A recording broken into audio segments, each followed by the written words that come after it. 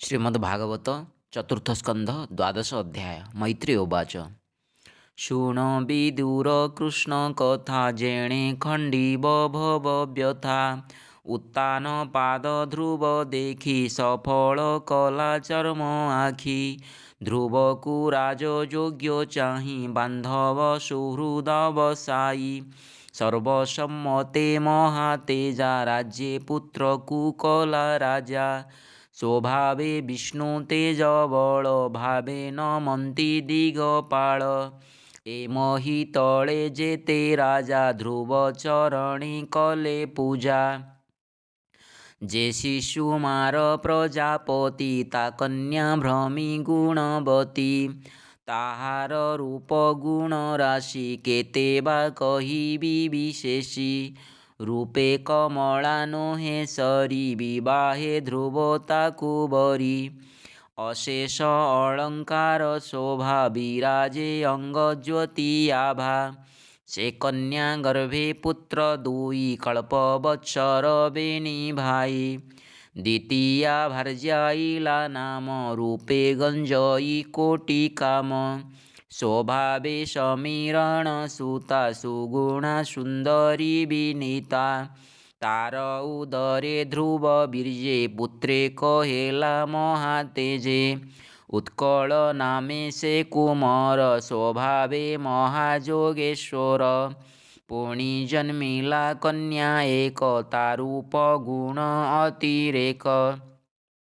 ध्रुवर कनिष्ठ उत्तम रूप भुवने नाही सम। स्वभावे वयस किशोर विभान कले वीरवर। से एक दिने अश्वे बसी मृगया अर्थे बने पशी। बहुत दूर से गमिला मन आनंदे नृपबला। मिलिला कुबेर भुवने ताहाकु देखि गुह्य गणे। बळे रुंधिले युद्ध करी अश्व घेनिले ताकु मारी। ता शुणी ताहार जननी विकळे पुत्र कष्ट घेनी। वन अनळे देह देला पुत्र वियोग दुखे मला। से कथा शुणी ध्रुव शोके कंपिला माता भ्राता दुखे। से ध्रुव अति क्रोध बही अश्वसारथी बेगेराई। जयित्र नामे रथे बसी स्वभावे सोहे रूप राशि। शोक नळे कोप भरे कठोर धनु धरी करे। कुबेर कानने मिलिला उद्दंडे शंखनाद कला। जेवने रुद्र अनुचरे बसंती नदी वन घोरे। हिम पर्वत द्रोणी मध्ये गुह्यके बसंती आनंदे। सेवने बळे पशी ध्रुव उद्दंडे कला शंखरव। शबदे पुरीला आकाश वन पर्वत दश दिश। यक्ष कामिनी गण बेगे भये चाहिले ऊर्ध दिगे। सेनाद शुणी दश दिशे गुह्यक गण महारोषे। धाइले नाना शस्त्र धरी चलन्ते कंपे वसुंधरी। गुह्यक गणे ध्रुवे चाहि निज कोदंडे गुण देई। आकर्ण जाए टाणी गुण बिंधिले तिनि तिनि बाण। ध्रुवर तीक्ष्ण बाण बळे पडिले गुह्यक सकळे। गुह्यक गण देखि त्रासे गणे भाजिले दश दिशे। अद्भुत कर्म देखि तार विष्णुर तेजे बलियार। करन्ति धन्य धन्य बाणी आनंदे देवलोके शुणी। से बाण सही गुह्य गणे पुणी मिलिले घोर रणे। मने अनेक रोष भरी खरेण नाना शस्त्र धरी। पाद मारन्ते अहि जन्हे ध्रुव कुवेढी कोप मने। ध्रुवर रथ वेगे रुन्धि द्विगुणे तीक्ष्ण बाण बिन्धि।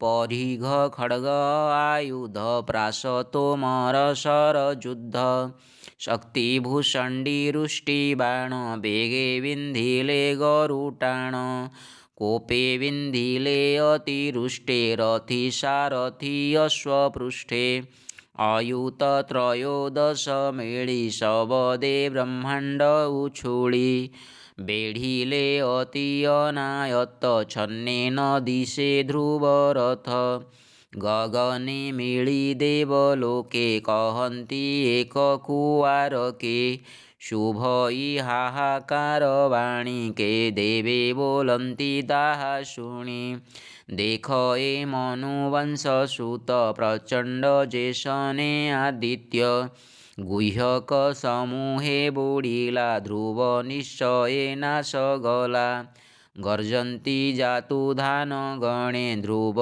जे शुणिता श्रवणे सारथी चाहि पुण्य देहा बोइला ऊर्ध्वे रथ बाहा शुणि सारथी अति बेगे रथ बाहिला शून्य मार्गे निहार भेदी सूर्य जह्ने तेमन्ते दिशई गगने देखि ताहार तेज बळ आनन्द होइले सकळ गगने रही मनुसूत बाण बरसे अप्रमित गुह्यक बाण वृष्टि नाशे निहार जेह्ने चण्ड त्रासे पवन जोगे मेघमाळे जेह्ने भजन्ति अन्तराळे पवन जोगे मेघमाळे जेह्ने उडन्ति अन्तराळे गुह्यक शस्त्रनाश करी पुणि बिन्धई रोष भरी ध्रुव नाराच तीक्ष्ण मुने गुह्यक पडिले सगणे गुह्यक देहे बाण पडी शुभे विमेघ घडघडी सर्वे पडिले भूमिगते पर्वत जेह्ने वज्राघाते शिरे भेदिला भल्लशस्त्र बाणे रुन्धित निज गात्र शिरे पडिला छिडी तळे बिराजे किरीट कुण्डळे हृदे लम्बित हेमहार बिराजे उष्णीष केऊर शस्त्रसमूहे सज्जा करी वीरे शोइले प्राणहारी पडिले चौदिग माडी केहू पळाए रण छाडी जे बाऊ बुरी गले रणे भये लुचिले घोर वने सिंहर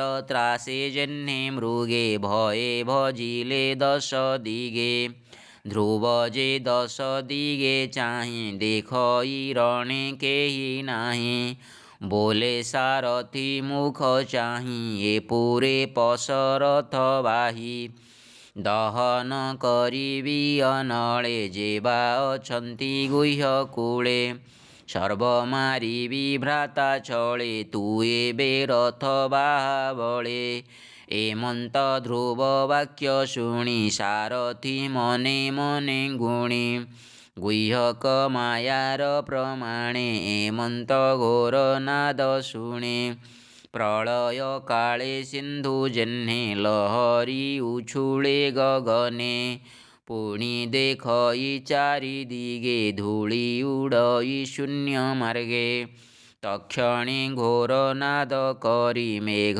समूह शून्ये पुरी बिजुळी स्फुरे दश दिशे वज्र शबद सङ्गे मिशे उलुका पडे कोटि कोटि रुधिर सङ्गे पूज वृष्टि मूत्रपुरी सरे ततुले दुर्गन्धे धरणी पुरिले कबन्धे पडिले आकाशु दिग पुरिला घोर पांशु निर्घाते गगनु पडन्ति गदा परिघ पन्ति पन्ति मूषळ सङ्गे वज्र पडी घोर शबद घडघडी सर्पे धामन्ति फुफु करी अनळ प्राये चक्षुधारी गजे धामन्ति शुण्ढ तोळी सिंह शार्दूळ सङ्गे मिळी ତକ୍ଷଣେ ସିନ୍ଧୁ ଉଛୁଳିଲା, ଲହରୀ ଗଗନେ ଲାଗିଲା। ଭୂମି ପୂରିଲା ମହାଜଳେ, ପ୍ରଚଣ୍ଡ ପବନ ଉଲ୍ଲୋଳେ। କଳ୍ପାନ୍ତେ ଘୋର ନାଦ ଜହ୍ନେ, ଶବଦ ପୂରିଲା ଗଗନେ। ଏମନ୍ତେ ନାନା ମାୟା କରି, ଗୁହ୍ୟକେ ସମର ଆବୋରି। ମିଳିଲେ ନାନା ଶସ୍ତ୍ର ଘେନି, ଶବଦେ କମ୍ପାଇ ମେଦିନୀ। ଧ୍ରୁବ ଉପରେ ମାୟା କରି, ଗୁହ୍ୟକେ ସନ୍ଧିଲେ ଆବୋରି। ଗୁହ୍ୟକ ମାୟା ଦେଖି ବେଗେ, ମୁନି ମିଳିଲେ ଧ୍ରୁବ ଆଗେ। କଲ୍ୟାବାଞ୍ଛା ମନେ ବହି, ବୋଲନ୍ତି ଧ୍ରୁବ ମୁଖ ଚାହିଁ। ମୁନିଗଣ ଉବାଚ ଶୁଣ ହେ ଉତ୍ତାନ କୁମର, ତେତେ ପ୍ରସନ୍ନ ଚକ୍ରଧର। ଯେ ହରି ଭବ ଭୟ ନାଶେ, ଆମ୍ଭେ ତା ଦେଖୁ ତୋର ପାଶେ। ଯା ନାମ ସ୍ମରିୟନ୍ତ କାଳେ, ପ୍ରାଣୀ ତରନ୍ତି ଅବହେଳେ। ସେ ହରି ନାମ ତୁ ସୁମର, ଗୁହ୍ୟକ ମାୟାକୁ ସଂହର। ଏମନ୍ତେ ମୁନିଙ୍କର ବୋଲେ, ରଥ ତୋଳିଲା ଅନ୍ତରାଳେ। ଶୁଣ ସୁଜନେ ହରି କଥା, ହରି ନ ସହେ ଭୃତ୍ୟ ବ୍ୟଥା। କହଇ ଦାସ ଜଗନ୍ନାଥ, ସୁଜନେ ହରି ପଦେ ଚିନ୍ତ। ଇତି ଶ୍ରୀମଦ୍ଭାଗବତ ମହାପୁରାଣେ ପାରମହଂସ୍ୟାଂ ସଂହିତାୟାଂ ଚତୁର୍ଥସ୍କନ୍ଧେ ଧ୍ରୁବଚରିतं ନାମ ଦ୍ୱାଦଶୋऽଧ୍ୟାୟः।